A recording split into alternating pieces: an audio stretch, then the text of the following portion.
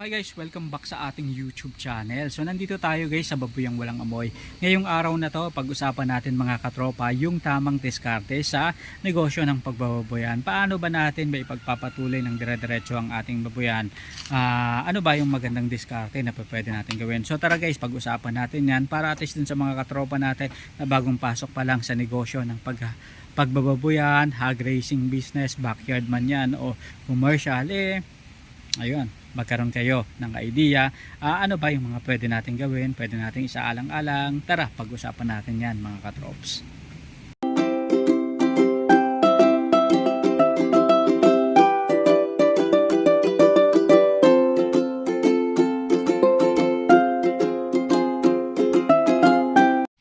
Ang pag-aalaga guys ng baboy ay napakagastos, napakamahal. Dito merong 4 na partner, 5 partner pala, pero yung isang baboy dun sa kapila ay gagawin ng dumalaga. So dito pa lang guys sa mga partner na to, kapag bibilhin mo guys yung piglets, ipagpalagay ng 3.5. So dito pa lang 'di ba? So 7,000, 14,000 na kaagad. Etong 4 na baboy na to. Paano kung 10 baboy, edi 35,000 kaagad yun na budget, 'di ba? Medyo mahal, medyo mataas, medyo malaki. Kaya importante guys na nagkakaroon tayo ng mga investment sa ating inahing baboy. Lalong-lalo na kung tumatagal na ang ating baboyan, pwede tayong magsimula sa partner bilang panimula. Ito nga ang inahing baboy dito guys. So pwede nating simulan sa paisa-isang inahing baboy hanggang sa magkaroon tayo ng isang additional na dumalaga at saka natin paramihin ng paramihin. So bakit ba ganun yung tamang diskarte? Una guys, kapag gusto natin magsimula sa pag-aalaga ng baboy, pwede tayong magsimula na magkaroon ng isang dumalaga, inahing baboy. Sa ganung paraan, matututo tayo ng tamang gawi, tamang management, tamang pag-aalaga sa ating baboyan. Kasi guys, kung dediretso tayo ng maramihan kaagad at hindi pa tayo, wala pa tayong sapat na kaalaman, medyo mahirap yon, challenging, lalong-lalo na kung ang mga baboy ay biglang nagkakasakit. Kaya importante na magsimula tayo sa maliit, magsimula tayo sa pakonti-konti hanggang sa matutunan natin, makita natin yung tamang diskarte, makita natin paano ba yung nagiging gawin ng mga baboy, paano ba natin susolusyonan yung mga problemang kakaharapin natin sa pag-aalaga ng baboy. Yun ay mga bagay na dapat nating isaalang-alang bago tayo pumasok sa negosyo ng baboyan. Na tayo guys sa pag-aalaga ng baboy at naka-isang cycle na tayo sa pag-aalaga ng partner. Ang ibig sabihin ng isang cycle ay nakapag-alaga tayo ng mga piglets, na palaki natin, na ibenta natin yung mga partner.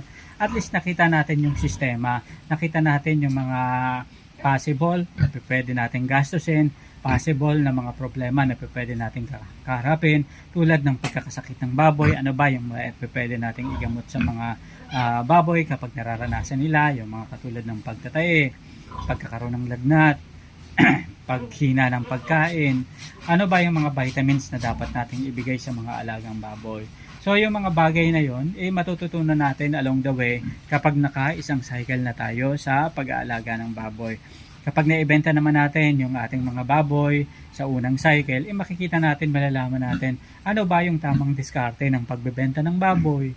Ano ba yung dapat kung tingnan kapag nagbebenta ako at kanino ko ba ito dapat ibenta.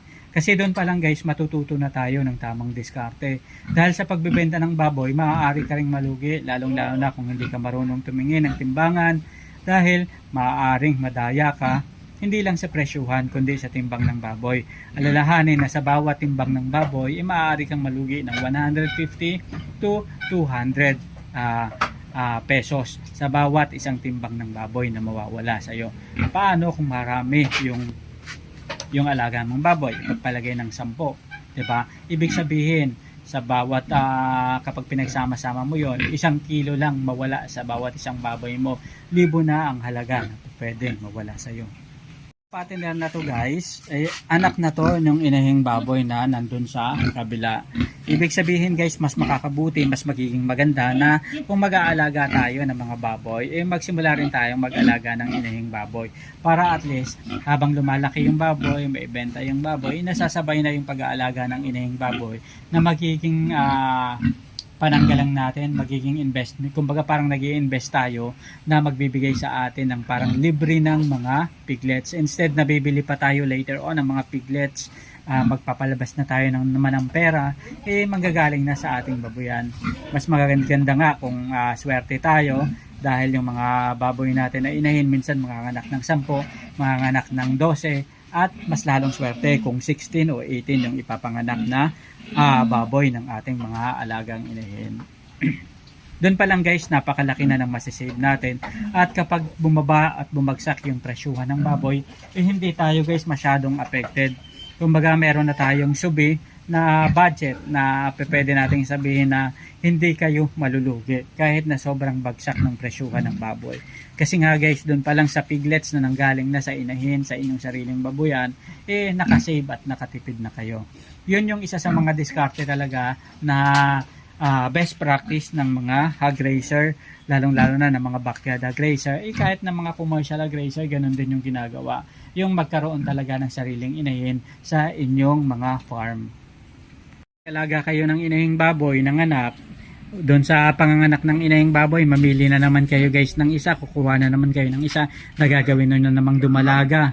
Ayan, tapos kapag nanganak na naman, mamimili na naman kayo yung padoble ng padoble, yung cycle, padoble ng padoble. So, padami na ng padami yung inyong magiging dumalaga. So, the more na tumatagal ang inyong baboyan, the more na dumadami ang inyong mga alagang baboy. At syempre, sa negosyo ng pagbababoyan, kailangan lang tipid-tipid at syempre nagsisave kayo. Sa bawat benta nyo ng baboy, magsubi na kaagad kayo guys ng pambili ng feeds para at least hindi na kayo mahirapan sa mga susunod ninyong pag-aalaga. Kasi nga guys, kapag wala kayong pang-suporta sa feeds, maaaring mahinto ang inyong mga negosyo. Lalong-lalo na dito sa negosyo ng pagbababoyan. Swerte ng iba ng mga katropa natin na mayroon silang sariling nagbibigay o nagpapaluwal sa kanila ng feeds. Pero kung ikaw mismo guys ang magpapaluwal ng pambili ng pagkain sa iyong mga alagang baboy, dapat lagyan mo talaga ng sapat na pondo. Lalong-lalo na alam natin hindi biro ang pondo na dapat ilaan sa pagkain sa mga alagang baboy. Sa kasulukuyan, 8,000 pinaka minimum na yan kung gusto nating mapalaki ang isang partner na baboy sa maganda-gandang timbang.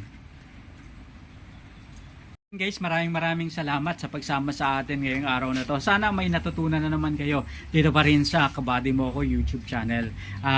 Isang parte ng pagnenegosyo ay yung negosyo ng pagbababoyan. Dahil alam naman natin, madali na magkaroon ng baboy pero mahirap mag-alaga, mahirap mag-sustain ng negosyong baboyan. Kaya sama-sama tayo guys na magtulungan doon sa mga katropa natin na mayroong best practice sa inyong baboyan.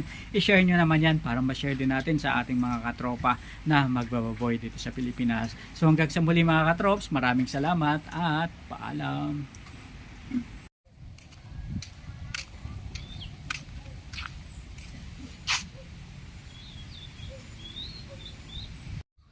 Ito mga gansa. Ayun. Nasa labas na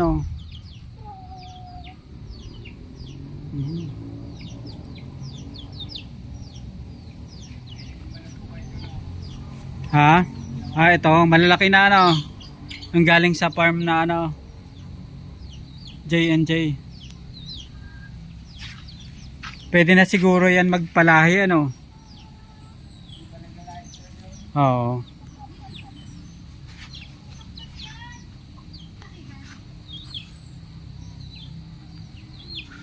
Ito. Ayan, magandang klase na manok. Galing sa J&J Farm. Ganda ng mga bulaklak.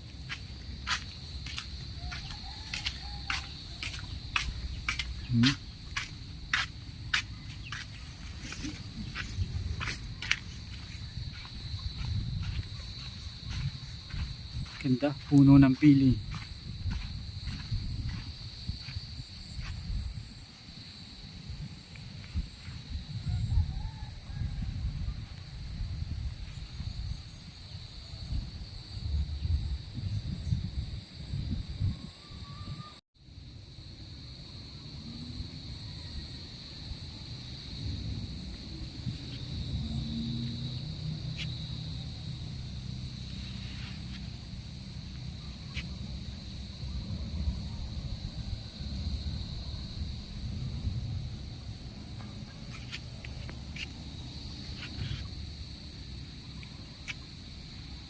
na pala yung manok na galing sa J&J Farm. Ayan, medyo mga malalaki na.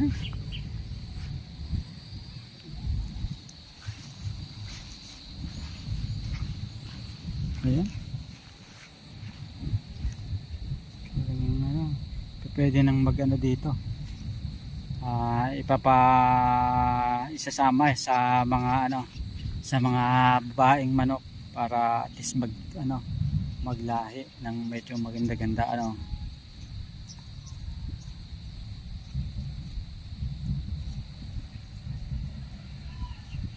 Ayan. Talagang buwelo sila dito sa farm. Ayan.